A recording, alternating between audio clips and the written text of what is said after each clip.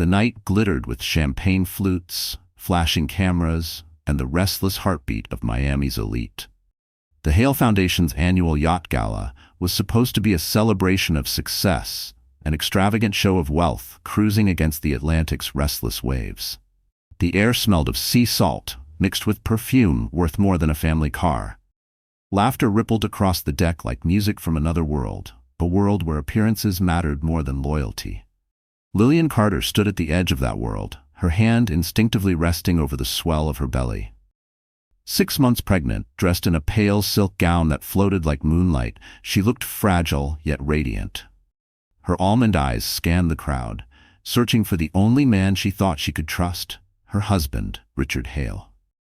Richard, however, was nowhere near her side. The successful real estate magnate had become the life of the gala, his arm draped protectively, almost possessively, around Vanessa Brooks.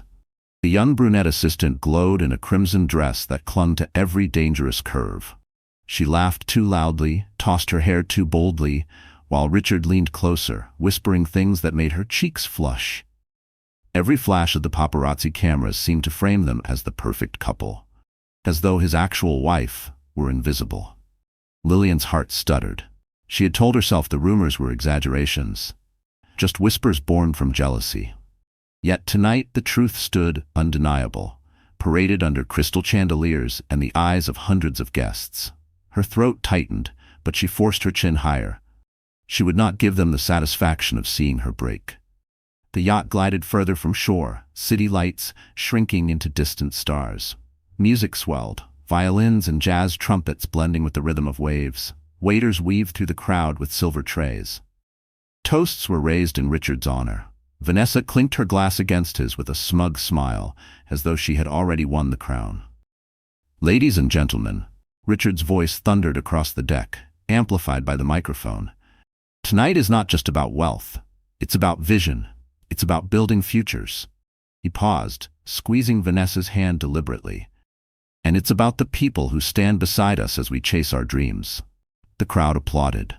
Lillian felt her chest hollow out. She was the wife carrying his child, yet the man she had sacrificed her career for stood there, publicly crowning another woman as his partner. The deck tilted slightly as the waves grew restless. Guests swayed with laughter, too intoxicated to notice the sharp change in the wind. The sea roared beneath, darker than velvet, hungrier than any secret whispered tonight. Lillian took a careful step back, the heels of her shoes tapping against polished wood. Her vision blurred, whether from tears or from the sudden dizziness of pregnancy, she couldn't tell. She gripped the railing, desperate for air. It was then the chaos erupted. A loud crack split the night, the sound of a champagne bottle slipping, crashing against the deck. A startled guest stumbled, colliding into Vanessa. She screamed, her heels snapping against the wooden floor. In a blur of sequins and panic, she lost her balance and pitched backward over the railing. The crowd gasped, but Lillian, already unsteady, was too close. The sudden movement jolted her as another guest bumped into her shoulder. Her body lurched forward, and before she could scream, she too was falling. Two women, one carrying an unborn child, the other dripping with ambition, plunged into the black Atlantic. The world slowed. The music cut off, glasses shattered on the deck as people cried out. The icy water swallowed Lillian like a merciless beast, sucking the air from her lungs, wrapping her in darkness. Her arms flailed, her gown dragging her down, heavy as chains. Salt water burned her throat as she gasped for breath. She broke the surface once, choking, clutching her belly instinctively. Her scream ripped through the night. "Richard!" Above her, panic ruled the deck. People rushed to the railing. Spotlights swung wildly, slicing across the waves. And then she saw him. Richard. Her husband, her protector. The man who had promised to love her in sickness and in health, till death do us part. He was leaning over the railing, toward Vanessa. His eyes locked on the mistress, thrashing wildly, shrieking for help. Without hesitation, he tore off his tuxedo jacket and leapt. Not toward his wife. Not toward the mother of his unborn child. Toward Vanessa. The ocean roared louder, like it too understood the betrayal. Lillian's world shattered as she fought to keep afloat. Her limbs grew numb, each kick weaker than the last. She tried to cry out again, but salt water filled her mouth. Her silk gown twisted around her legs, dragging her deeper. She saw flashes, Richard wrapping his arm around Vanessa, pulling her up like a hero in a romance novel. Guests cheered in relief. Cameras clicked. Lillian's voice, hoarse and desperate, was drowned beneath applause. She slipped under again, the cold cutting through her body, the weight of betrayal heavier than the sea itself. Her vision darkened, thoughts scattering. Not the baby. Please, not the baby. The last thing she heard was Vanessa sobbing against Richard's chest, and Richard murmuring, "I've got you, you're safe now." Not a single word for his wife. The Atlantic swallowed Lillian whole. And on that glittering deck above, beneath chandeliers and champagne bubbles, the woman who carried his legacy was forgotten. But fate was not done with Richard Hale. His choice would not vanish into the night. It would return, sharp, merciless, unforgettable. Because what he left to drown would one day rise. And when she returned, she would not come back as the fragile wife he ignored, but as the storm he could never escape. The waves had nearly claimed her, yet destiny had other plans. Hours later, Lillian Carter lay in a stark white hospital bed, her skin pale, lips trembling, body wrapped in blankets that could not warm her. Machines beeped softly, their rhythm a cruel reminder that another heartbeat, the tiny one she carried inside, was gone. The doctors had delivered the verdict in clipped, careful tones. The shock, the trauma, the cold ocean had cost her the child. She heard their words but felt them more like knives twisting in her chest. A sob rose, but she swallowed it. The world had already stolen too much. She would not let it see her break. Yet behind those silent tears was the story of a woman most people never truly knew. Lillian had not been born into luxury. She grew up in a modest neighborhood in Savannah, Georgia, where magnolia trees shaded cracked sidewalks and cicadas sang in the humid summers. Her father, a mechanic, worked long hours fixing engines. Her mother, a piano teacher, filled the house with music, even when bills piled on the kitchen counter. Lillian's earliest memories were not of wealth but of sound, tiny fingers stumbling across ivory keys, her mother's patient voice guiding her through every note. By the time she was 16, Lillian's gift was undeniable. She played Chopin as if she had lived through his sorrows, Brahms as if she had shared his fire. Scholarships carried her to Juilliard, where she trained among prodigies. Yet while others dreamed of Carnegie Hall and international tours, Lillian dreamed of something simpler: a family. She believed music could live in children's laughter, in a husband's steady presence, in a home filled with warmth. That belief had made her vulnerable. She met Richard Hale during her second year of college. He was older, confident, with a smile that promised the world. He spoke of skyscrapers he would build, fortunes he would claim, but when he looked at her, he spoke softer. "You ground me, Lily," he had whispered once, brushing his thumb across her cheek. "You make all the noise fade." It felt like fate. For a girl who had grown up counting pennies, his ambition was dazzling. For a man clawing his way into high society, her innocence was refreshing. Within a year, she traded auditions for a small piano studio, teaching neighborhood children instead of chasing stages. Within 2, she was Mrs. Richard Hale. Her friends had raised eyebrows. Why dim her own light for a man so consumed by his? Lillian only smiled. Love isn't about spotlights. It's about building something together. For years, she believed it. She believed it as she hosted his business dinners in their Manhattan townhouse, wearing the gowns he picked for her. She believed it as she left her own dreams in boxes beneath the bed, sheet music yellowing with time. She believed it every time he said, "Next year will be different, Lily. Next year will slow down." But next year never came. Instead came late nights, client meetings that stretched till dawn, the scent of perfume not her own on his suits. She told herself it was stress, that men in his world lived like that. She waited, patient, faithful, carrying the weight of his absence in silence. And when the test showed 2 pink lines, she smiled through tears, certain this child would bring him back to her. For a moment, it had. Richard kissed her forehead, promised they would be a family, spoke of nurseries painted sky blue or soft lavender. She let herself hope. But hope had drowned in the Atlantic with her. Now, in the hospital room, Lillian stared at the ceiling tiles as memories surged. Her mother's music, Richard's first kiss, the way he had once tucked her hair behind her ear, as if she were the only woman alive. How had those hands chosen to pull another from the sea while leaving her to sink? A soft knock broke the silence. A nurse stepped in, her eyes kind but heavy with pity. "Mrs. Hale," she said gently, "your husband is outside. Do you want me to let him in?" Lillian's stomach clenched. Husband. The word tasted like ash. Moments later, Richard entered. His suit was pressed, his hair immaculately styled, as though he had just come from another gala. Not a trace of seawater remained. Only his cologne, sharp and suffocating, lingered in the sterile air. He didn't rush to her side. He didn't take her hand. He simply stood at the foot of the bed, eyes flicking to the monitor, then back to her face. "You're alive," he said flatly, almost as if it were an inconvenience. Then with a sigh, "Lily, you have to understand. Everyone was watching. Vanessa panicked, and if I hadn't—" Lillian turned her face away, her jaw trembling. He was explaining, justifying, already shaping the narrative that would absolve him. But nothing could rewrite what she had seen, his body diving toward Vanessa, his arms shielding her, while his wife fought the ocean alone. Tears slid silently down her cheeks, soaking the pillow.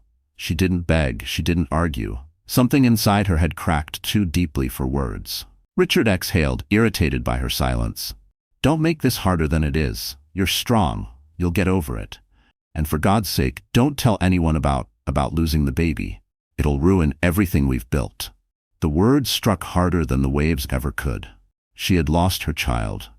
He had lost his soul. As the door closed behind him, Lillian pressed her hand to her stomach, to the emptiness that remained. Her body shook, but not with weakness, with the first tremors of something fierce awakening inside her. The woman who once gave up her spotlight for love was gone. The woman who drowned was gone.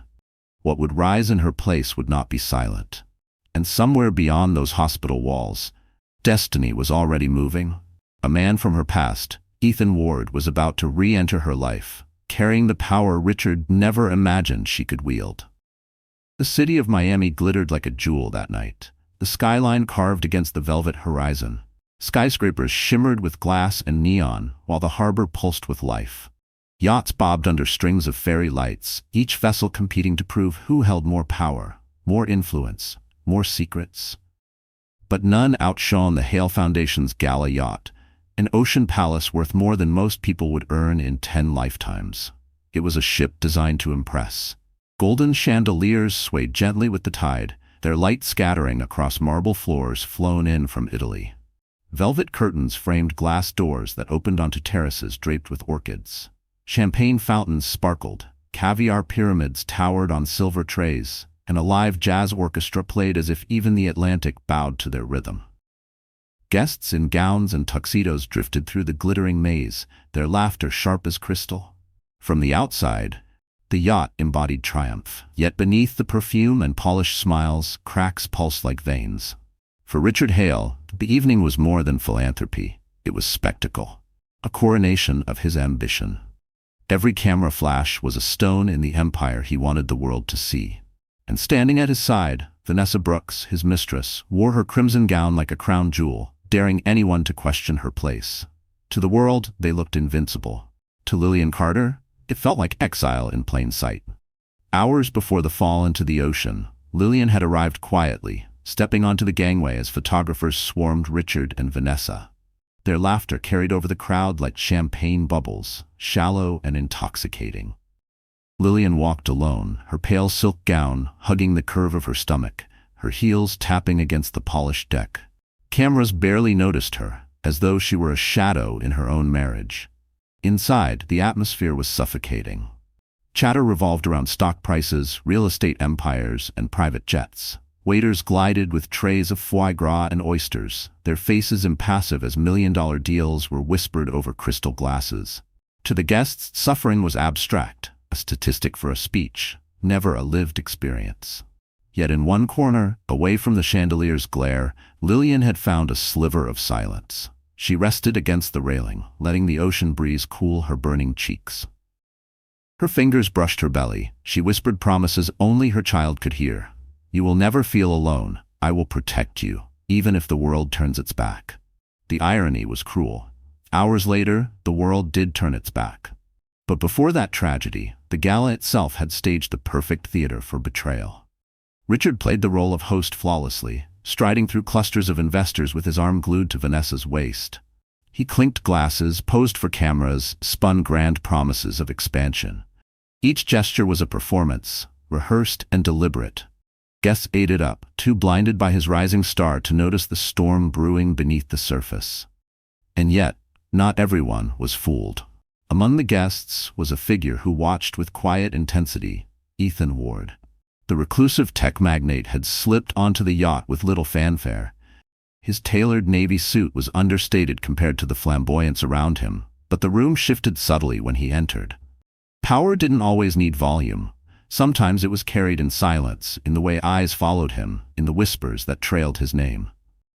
Ethan had not come for Richard. He had come because the Foundation's work intersected with one of his philanthropic ventures. But when his gaze landed on Lillian, standing alone by the railing, something inside him stilled. He recognized her instantly. Years had passed since Juilliard, since the girl with music in her veins had filled rehearsal halls with emotion. She was different now, her shoulders heavier, her eyes dimmed, yet it was her. Lillian Carter, the girl who once turned a crowded hall silent with nothing but a piano and her soul. He opened his mouth to greet her, but the crowd surged, and Richard's booming voice stole attention once again. "Tonight," Richard declared from the stage, spotlight painting him in gold, "we honor vision, we honor ambition, we honor those bold enough to shape the future."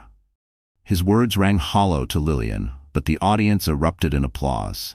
Vanessa leaned close, kissed his cheek, and the cameras captured the moment like a coronation. Lillian felt her knees weaken. This was supposed to be their moment, her family's. Instead, she stood erased from her own story. The orchestra swelled, couples twirled across the dance floor, diamonds flashing with every spin. Outside, the wind thickened, waves slapping harder against the hull. The Atlantic murmured warnings no one cared to hear. Lillian slipped further toward the deck, craving air. She pressed her hands to the railing, the scent of salt cutting through the cloying perfume of the gala. For a fleeting second, she imagined escape, stepping off the yacht, leaving behind the cameras, the whispers, the betrayal. Freedom waited in the dark horizon, if only she were brave enough. But fate was swifter than choice. The champagne bottle shattered. Vanessa stumbled. A chain of gasps rippled through the crowd as sequins and silk blurred into panic. In seconds, two women toppled into the ocean, one carrying life, the other carrying vanity. The gala froze. Music died mid-note. Spotlights whirled over the waves. And as Richard Hale made his choice to leap after Vanessa, leaving his wife to the mercy of the sea, the gala became more than a party. It became a stage for ruin. The cameras that had glorified Richard's speeches now captured chaos. The same guests who cheered his ambition now whispered behind manicured hands. The whispers spread like wildfire. He saved the mistress. He left his wife. Though many would later claim they hadn't seen clearly, the truth was burned into memory.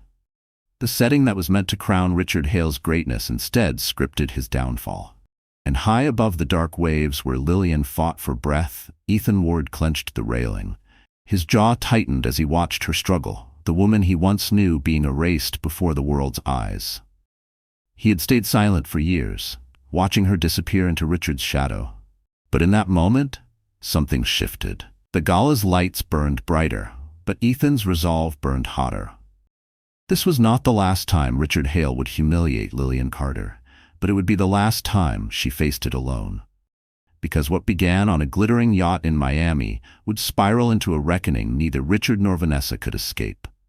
Richard Hale was a man who believed in two things: appearances and ambition.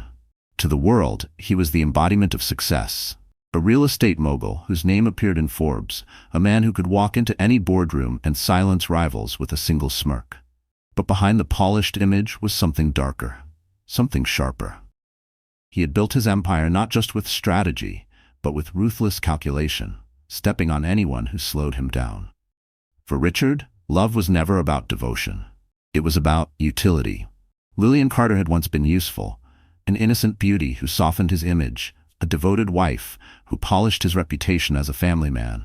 Investors loved the story of the self-made billionaire married to a gentle piano teacher. She made him relatable, approachable, even trustworthy. But as the years passed, Usefulness was no longer enough. Richard wanted fire. Richard wanted spectacle. And he found it in Vanessa Brooks. Vanessa was everything Lillian was not. She was bold, unapologetic, and hungry. At 26, she had clawed her way from a small-town PR internship into the arms of one of the city's most powerful men. She understood the power of perception better than anyone. Every dress she wore, every laugh she delivered, every calculated touch of Richard's arm was a performance. Where Lillian brought quiet grace, Vanessa brought a storm designed to be noticed. To Richard, she was not just a lover, she was a weapon. With Vanessa on his arm, he felt unstoppable. She fueled his ego, whispered strategies into his ear, and dared him to take risks others called reckless. Together, they were a firestorm, destructive, intoxicating, and utterly careless of the ashes they left behind.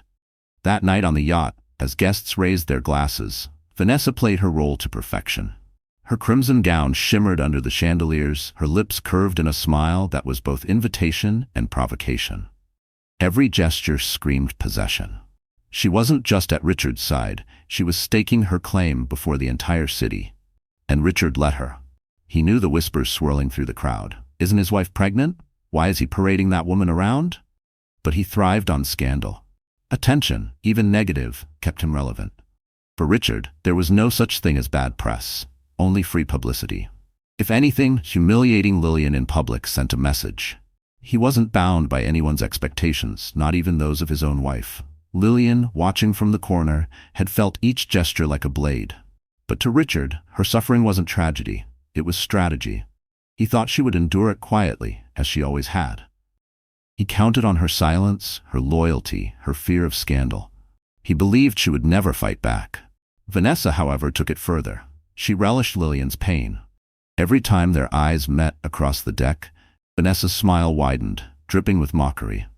To her, Lillian was nothing but an obstacle, a relic of Richard's past. Vanessa wanted to erase her completely, to become not just his mistress but his wife, the woman photographed at his side in every headline. And she was not afraid to play dirty.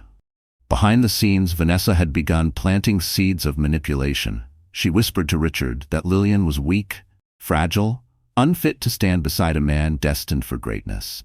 She spun stories about investors who doubted him because his wife lacked sophistication, about board members who questioned his judgment because he clung to a woman from a modest background. Whether these rumors were true didn't matter. Richard, drunk on ambition, believed her. The cruel irony was that Lillian carried his child, yet Vanessa convinced him that the child was a burden, a chain that would slow him down. "You need freedom, Richard," she purred one night, her hand tracing his jaw. "You need someone who pushes you forward, not someone who holds you back with diapers and bedtime stories." And Richard listened.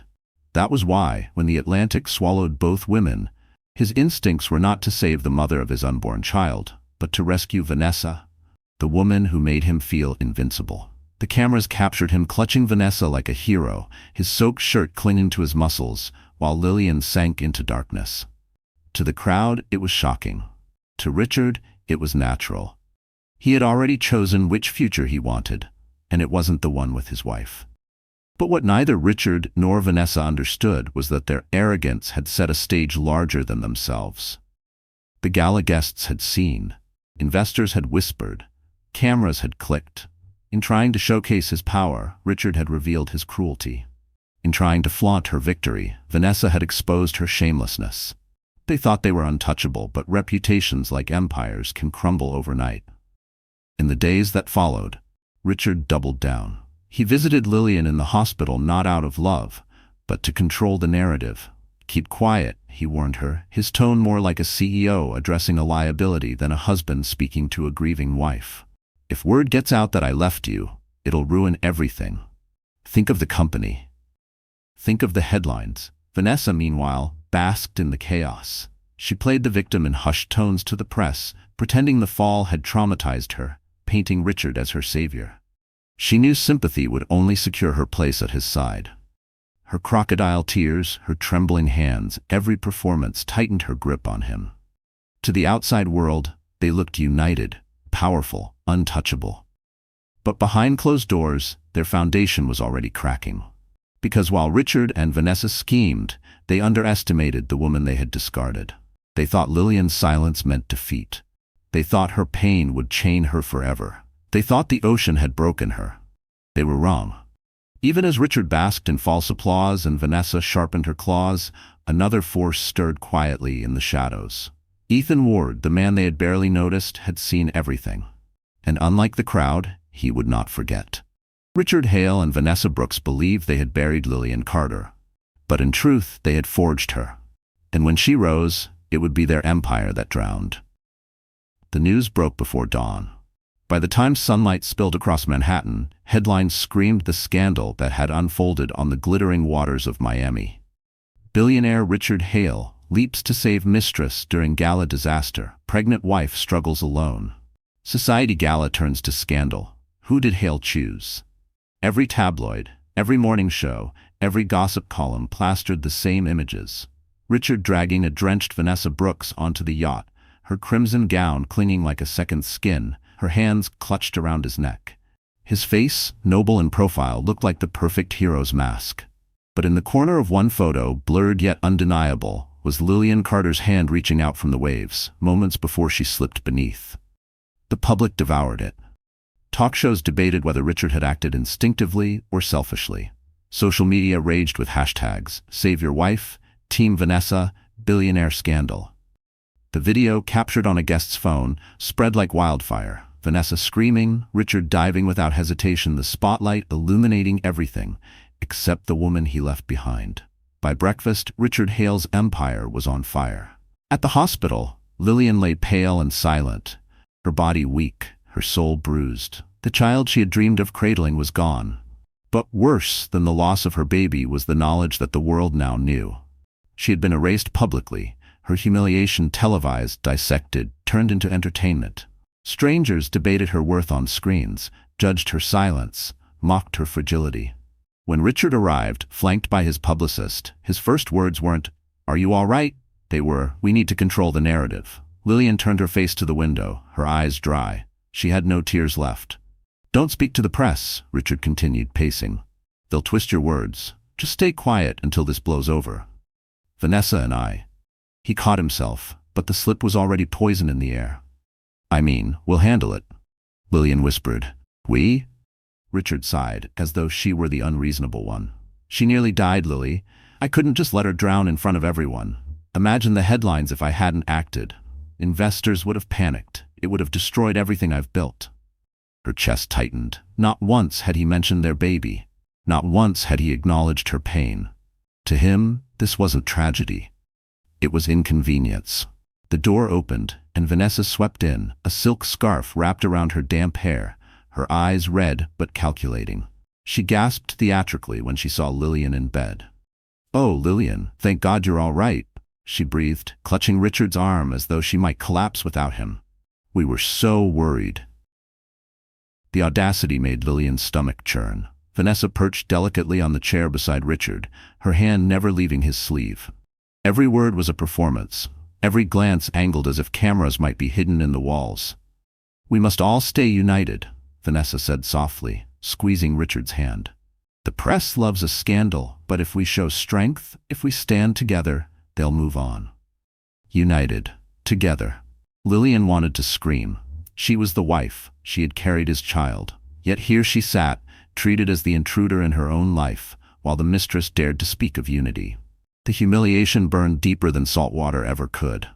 Later that evening, as Lillian was wheeled out of the hospital for tests, whispers followed her. Nurses glanced at their phones, eyes darting toward her belly, then back to her pale face. Some pitied her, others judged. One hushed voice muttered, "That's her. The wife he didn't save." The title clung to her like a scar. Back at the Hale townhouse, the nightmare worsened. Reporters camped outside the gates, flashbulbs bursting whenever a curtain twitched. Headlines multiplied. Rumors spread that Richard would divorce Lillian, that Vanessa was already moving into the penthouse. Editorials speculated whether a woman so weak could ever stand beside a man like Richard. Richard, furious at the negative press, blamed Lillian. "If you hadn't stumbled, none of this would have happened," he snapped one night, his tie loosened, his eyes bloodshot from whiskey. "Do you have any idea how embarrassing this is for me?" Do you know how many calls I've had to take from shareholders? Lillian stared at him, numb. Our baby is gone. He froze for half a second, then looked away. You'll get over it.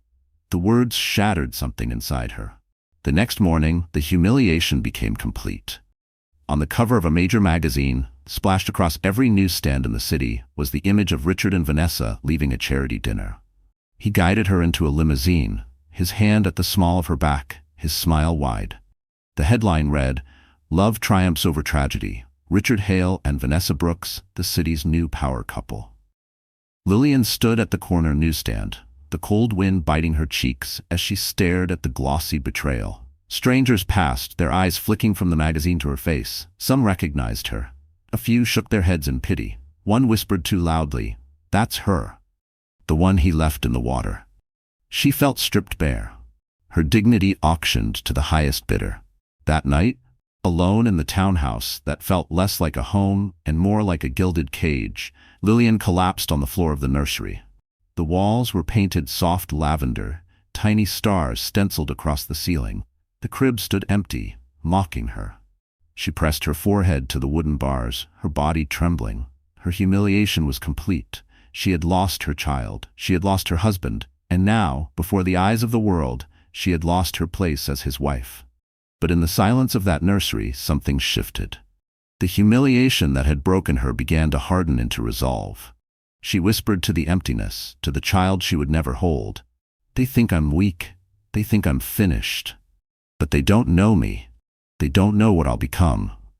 Somewhere in the city, Ethan Ward sat in his office, watching the scandal unfold on his screens. His jaw tightened, his fist clenched. He remembered the girl with music in her soul, the woman who now sat broken on a nursery floor. And he swore to himself, this would not be her ending. For Richard and Vanessa, the humiliation was just a headline.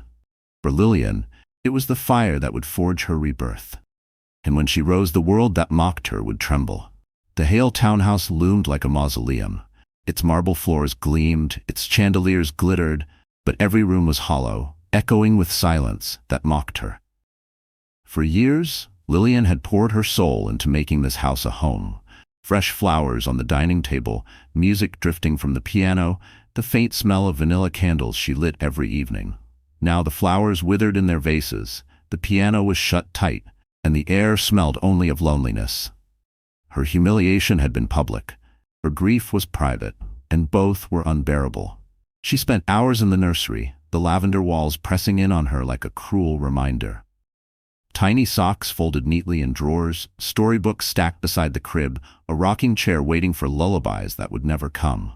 She traced the painted stars on the wall with trembling fingers, whispering to the child who was gone, "I'm sorry. I should have fought harder. I should have been stronger." But there was no reply, only silence, broken by the distant murmur of Richard's voice on the phone. Always Vanessa's name, always whispered laughter, always another betrayal echoing through the halls. Days blurred. Food lost its taste. Sleep came in broken fragments filled with nightmares of drowning, of reaching for Richard's hand and finding only emptiness. She woke with her chest aching, her body heavy as stone.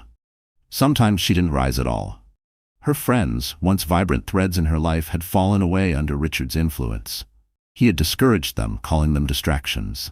Now, when she reached for her phone, her contact list felt like ghosts. Names she could dial, but voices she no longer trusted to answer. The world outside was merciless. Every magazine cover, every flashing screen seemed to scream her failure. Paparazzi lurked at the gates, waiting to capture her defeat. Headlines painted her as fragile, pitiful, irrelevant. She couldn't step outside without hearing whispers. That's her. The one he left in the ocean. Her collapse was total. One night, unable to bear the suffocating walls, she wandered barefoot through the townhouse, her gown trailing like a shadow. She found herself in the music room where her mother's piano sat untouched. She lowered herself onto the bench, her fingers hovering above the keys. For years, music had been her refuge. But when she pressed down, the sound cracked like her heart, hollow, broken, useless.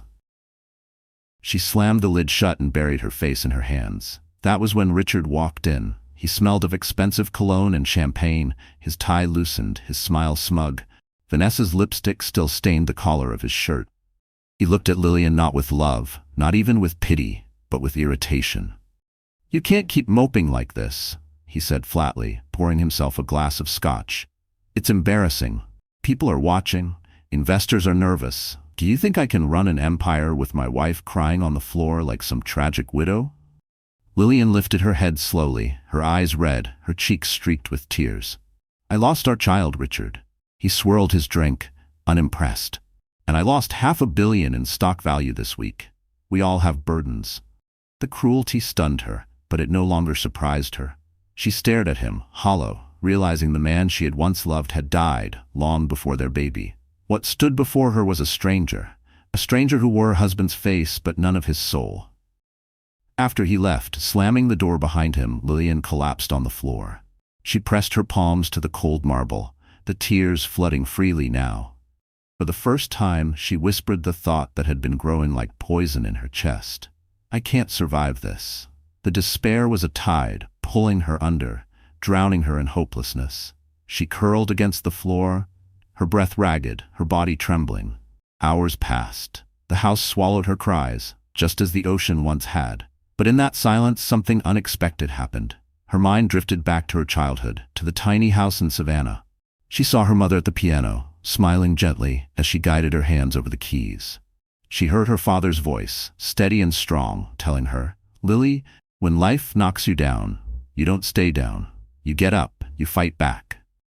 She remembered Juilliard, the way music had once made her feel invincible. She remembered laughter with friends, her younger self filled with dreams untarnished by betrayal.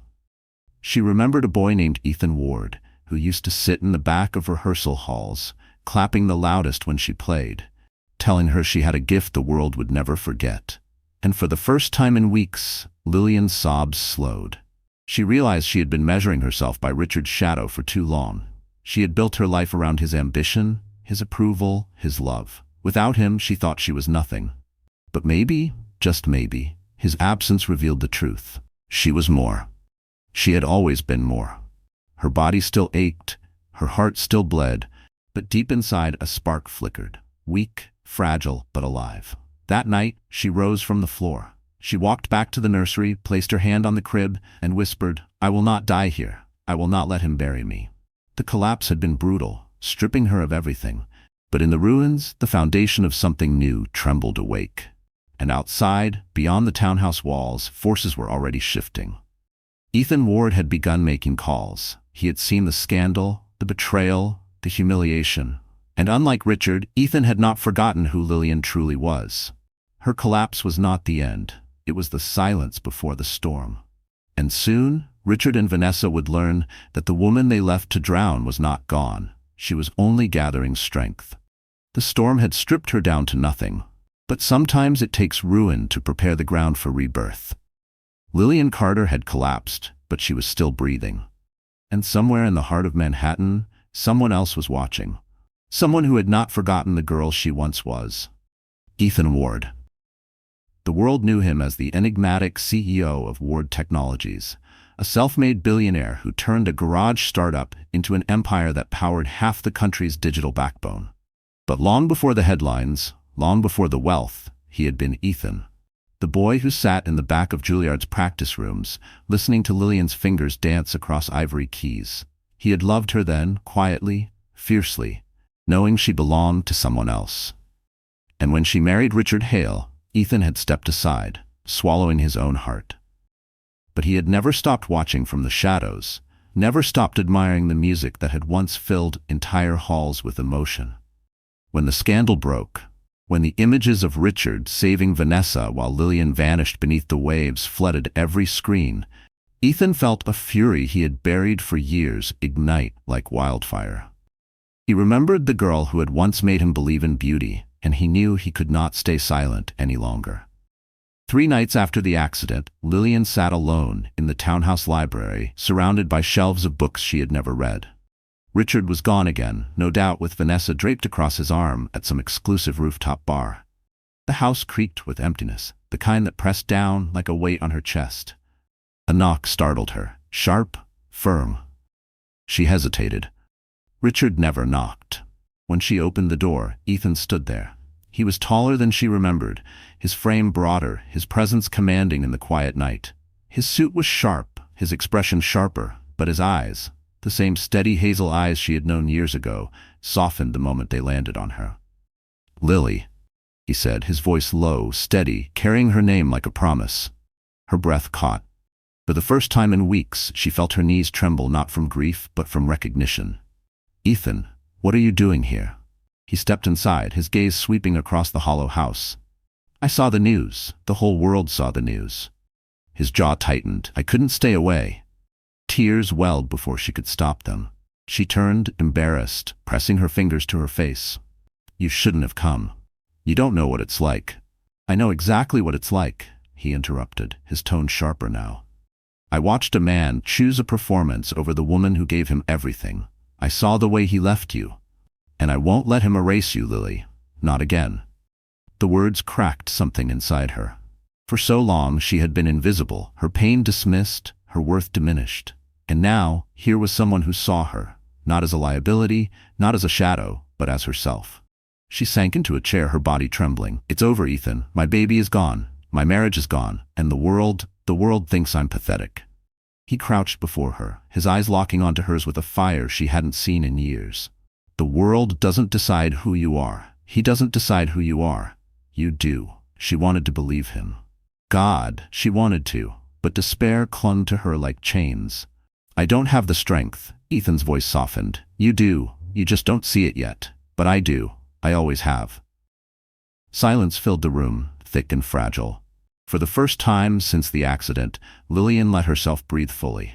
Then Ethan reached into his briefcase and slid a folder across the table. "There's something you need to know." She frowned, her fingers trembling as she opened it. Inside were documents, photos, reports, each page a blade. Financial statements, property transfers, emails, proof of Richard's schemes. "He's been moving assets into Vanessa's name," Ethan explained, his voice calm but lethal. "Shell companies, hidden accounts. He's preparing to cut you out completely." Lillian's chest tightened. The betrayal was deeper than she'd imagined. He's planning to leave me with nothing." "Yes," Ethan said. "But he underestimated you. He underestimated that you're not alone anymore." Her eyes lifted to his. "Why are you doing this for me?" For a moment, Ethan hesitated. Then his voice dropped, raw and unguarded. "Because I should have fought for you years ago. Because I let him take you from me. And because I won't make that mistake again." The room spun. She pressed her hand to her lips, overwhelmed by the weight of his confession, by the truth that had lived in his eyes all along. For the first time since the ocean swallowed her, hope flickered, small, fragile, but alive. She whispered, "What do I do?" Ethan leaned closer, his words deliberate, each one a seed of fire. "You rise, you stop hiding, you show the world who Lillian Carter really is, and when you're ready, we'll bring him down, together."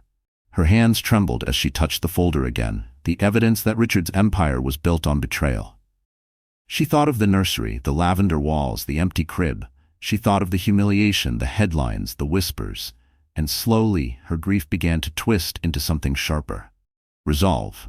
Richard had taken her child, her dignity, her voice, but she was still alive. And now she was no longer alone. She met Ethan's gaze, her voice steadier than it had been in weeks. "All right, let's burn his world down." Ethan's lips curved into the faintest smile, not of triumph but of recognition. "That's the Lillian I remember." In that moment, the collapse ended. The twist had begun. For Richard Hale, the choice he made on that yacht was the beginning of his empire's undoing. For Vanessa Brooks, the smug smile she wore that night would become her undoing. Because what they thought was victory was only the calm before a storm they could never contain. And at the center of that storm was Lillian Carter. No longer the forgotten wife, no longer the fragile woman drowning in despair. She was rising, and with Ethan Ward at her side, the reckoning was inevitable. The old Lillian Carter had drowned the night Richard Hale leapt into the water for another woman. The fragile wife, the grieving mother, the invisible figure in her husband's empire, she was gone. What rose from those ashes was someone different, someone sharper, someone who no longer begged for love but demanded respect. It began quietly. After Ethan's visit, the documents he left sat on the library table like silent weapons. Each page exposed Richard's deceit, hidden accounts, offshore transfers, fraudulent contracts. For 2 days, Lillian stared at them, fear battling fury. But the more she studied the proof, the more her sorrow twisted into purpose. If Richard thought she would be erased, he was wrong. On the third morning, she opened the curtains of the townhouse for the first time in weeks. Sunlight streamed in, blinding at first but warm, alive. She caught her reflection in the window, pale, gaunt, eyes hollow, a ghost. She didn't recognize herself, and that realization cut deeper than any headline. She whispered into the silence, "No more." The first step was her appearance. For years, Richard had dictated how she dressed.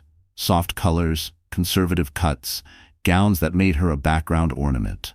Lillian drove herself to Fifth Avenue, ignoring the paparazzi that swarmed her car.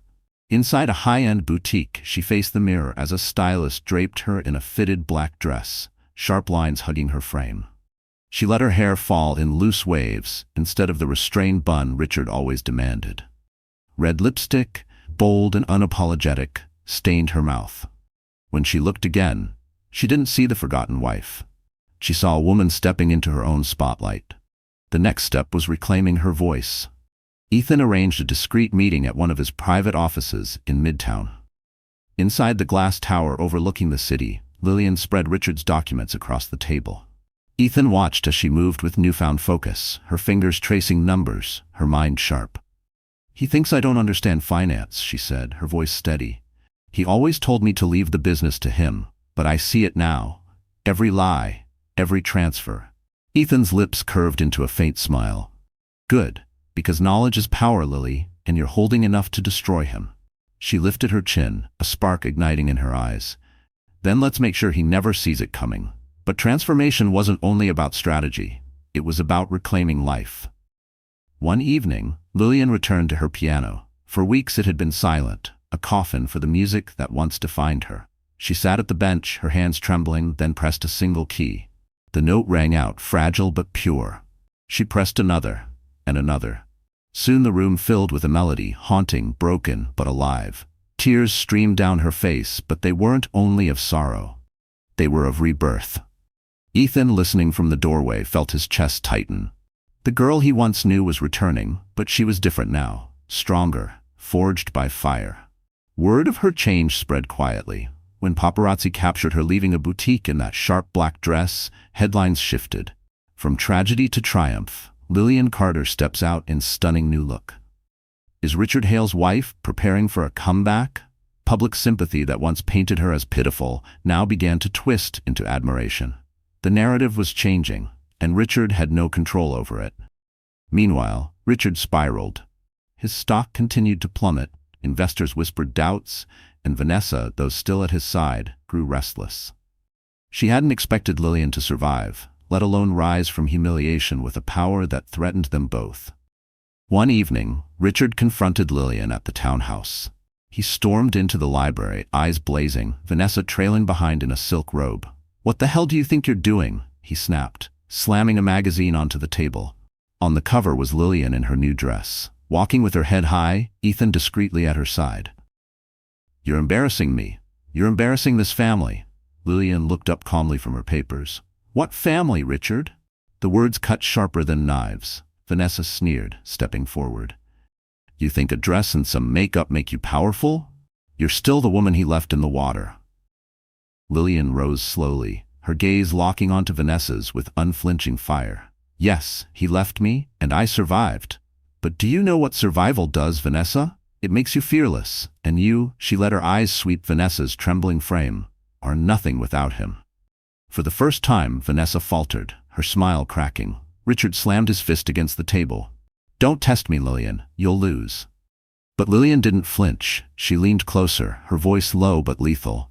"I already lost everything, Richard. You can't break someone who's already been broken, and that makes me more dangerous than you'll ever be." Silence hung heavy. Richard's jaw clenched, but beneath his fury was something else, fear. That night, as he stormed out, Vanessa clinging to his arm, Ethan emerged from the shadows of the library. "You didn't just stand up to him," he said softly. "You declared war." Lillian exhaled, her hands trembling but her eyes steady. "Good. Let him come. I'm ready." The transformation was complete. She was no longer Richard Hale's silent wife. She was Lillian Carter, reborn, relentless, and prepared to reclaim everything stolen from her. The city that once pitied her now waited for her next move. The empire that had tried to erase her now trembled at her return. And Richard Hale, the man who thought he had buried her, would soon realize the truth. He hadn't drowned Lillian Carter. He had awakened her. The night of the winter charity gala arrived like a storm cloaked in glitter. The ballroom of the Waldorf Astoria shimmered under cascading chandeliers, every inch dripping with wealth and vanity. The city's elite crowded the hall, their diamonds flashing, their conversations a chorus of ambition. It was the kind of event Richard Hale lived for, an opportunity to display power, to remind the world he was untouchable. But tonight, the stage he built would become his ruin. Richard entered with Vanessa Brooks clinging to his arm, her crimson gown echoing the night of the yacht. The cameras devoured them. To the press, they were still the scandalous pair, the couple who dared to flaunt love born from betrayal. Richard thrived in it, smiling broadly, waving as if he had conquered the headlines rather than drowned in them. Vanessa pressed closer, whispering sweet nothings crafted more for the audience than for him. Yet among the crowd, whispers had shifted. "Have you seen her?" a woman murmured to her companion. "She's here tonight?" "Lillian Carter?" the man replied, eyes widening. "Yes, and she looks different." The air tightened with anticipation. Every scandal-hungry guest craned their necks toward the grand staircase, and then she appeared. Lillian descended slowly, each step deliberate, her gown a cascade of black silk threaded with silver that shimmered like starlight. Her hair framed her face in soft waves, her lips painted a fierce crimson. The woman they once pitied was gone. In her place stood a vision of strength, beauty, and unshakable resolve. Cameras snapped wildly, gasps rippled across the ballroom. Richard froze, his smirk faltered, his jaw tightening. For the first time in months, he looked rattled. Vanessa's grip on his arm stiffened. Lillian reached the final step and paused, letting the silence envelop her. She raised her chin, eyes scanning the crowd before landing squarely on Richard. A faint smile touched her lips. Not warm, not forgiving, but sharp as a blade. Ethan Ward stepped beside her. Dressed in a midnight suit that radiated quiet authority, he offered his arm, and Lillian took it. Together, they walked into the lion's den. Two figures who commanded the room without needing to speak. The whispers grew louder. "She's with Ethan Ward? The billionaire? Oh, this is war." Richard clenched his fists. His empire was already cracking, his investors questioning his judgment. Now, seeing his wife, no, his ex-wife in everything but paperwork, standing radiant beside his greatest business rival, was a humiliation he hadn't calculated for. The evening unfolded in glittering excess. Wine poured, violins played, speeches droned. But tension built with every passing minute, everyone waiting for the collision they knew was inevitable. It came when the host called Richard to the stage. He rose confidently, dragging Vanessa with him, and adjusted the microphone. "Ladies and gentlemen," he began, his voice polished, "tonight is about generosity, about building futures." "Funny," Lillian's voice rang clear across the hall, cutting through the applause. "You speak of building futures when you destroyed mine." The room stilled. Cameras whirred, flashes erupted. Richard froze, his grip tightening on the podium. "Lillian," he hissed through clenched teeth, "sit down." But she didn't.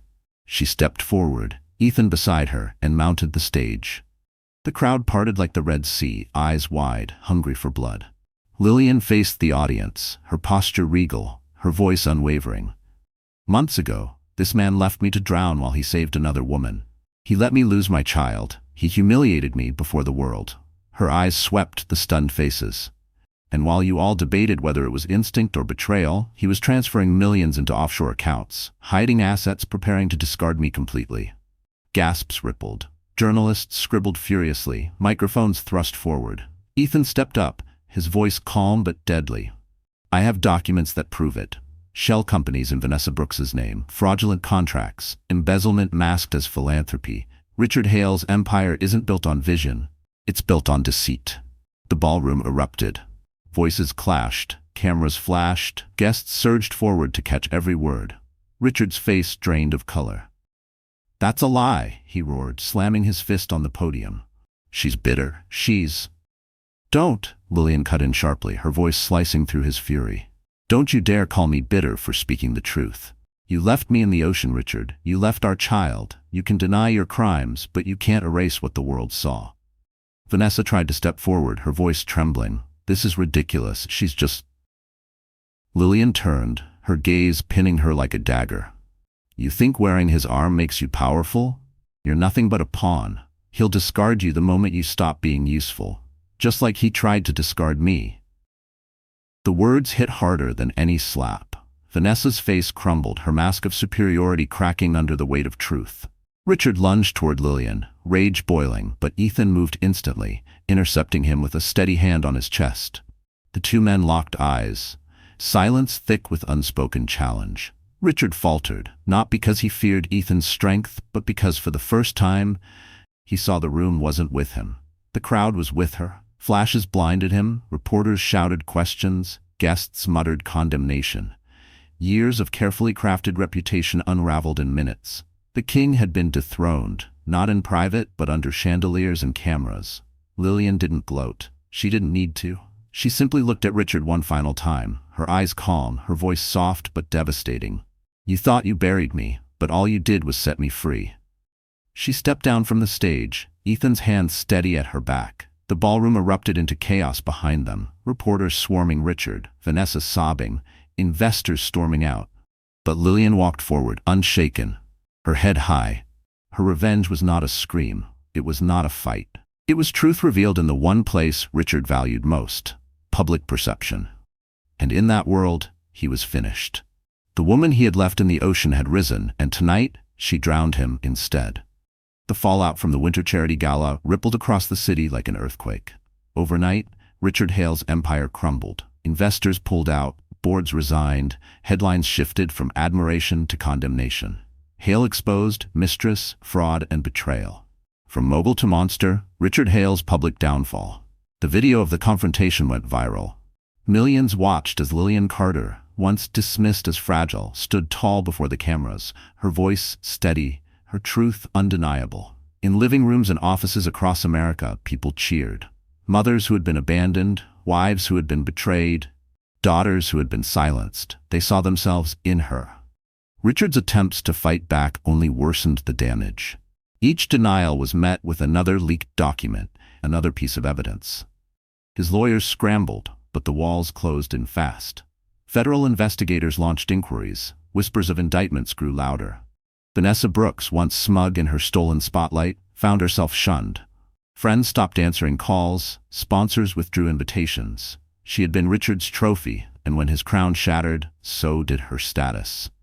Paparazzi captured her storming out of his penthouse, mascara streaked, screaming. The woman who mocked Lillian had become a footnote in Richard's ruin. Meanwhile, Lillian walked through the city with her head unbowed. For months, she had hidden behind curtains, shrinking from whispers. Now, people stopped her on the street not with pity, but with respect. Some hugged her, some whispered, "Thank you." She realized she had become more than a victim. She was a symbol. But victory wasn't just about destroying Richard. It was about reclaiming herself. In the weeks following the gala, Ethan Ward remained steadfast at her side. Not as her savior, but as her ally. Together, they met with lawyers, securing her rightful share of Richard's assets. With Ethan's guidance, she set up the Carter Foundation, an organization dedicated to supporting women abandoned or silenced, women who needed voices as fierce as hers had become. The first press conference for the foundation was held in a modest hall, not a glittering ballroom. Lillian stood at the podium, her black dress replaced by a simple navy suit, her hands steady on the wood. Cameras flashed, microphones crowded, but her voice rang clear. "This isn't just my story," she said. "It belongs to every woman who has been left behind, dismissed, forgotten. I lost a child, I lost a marriage, but I did not lose myself. And tonight I tell every woman watching, you don't have to drown, you can rise." The applause thundered. That night, sitting alone in her apartment overlooking the city, Lillian finally allowed herself to breathe. For so long she had been defined by grief and betrayal. Now she felt something unfamiliar but welcome, peace. Yet there was one final chapter to close. Weeks later, she received a call from her lawyer. Richard had agreed to a meeting. He wanted to see her. Against her better judgment, she agreed. Not for reconciliation, there was none, but for closure.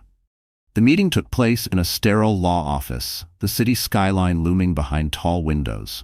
Richard sat across the table, his once commanding presence dimmed. His hair was unkempt, his suit wrinkled, his eyes bloodshot. For the first time in years, he looked small. "Lillian," he began, his voice cracking, "I made a mistake." She almost laughed. "A mistake?" "No. Drowning your wife, erasing her, stealing from her. That wasn't a mistake. It was a choice."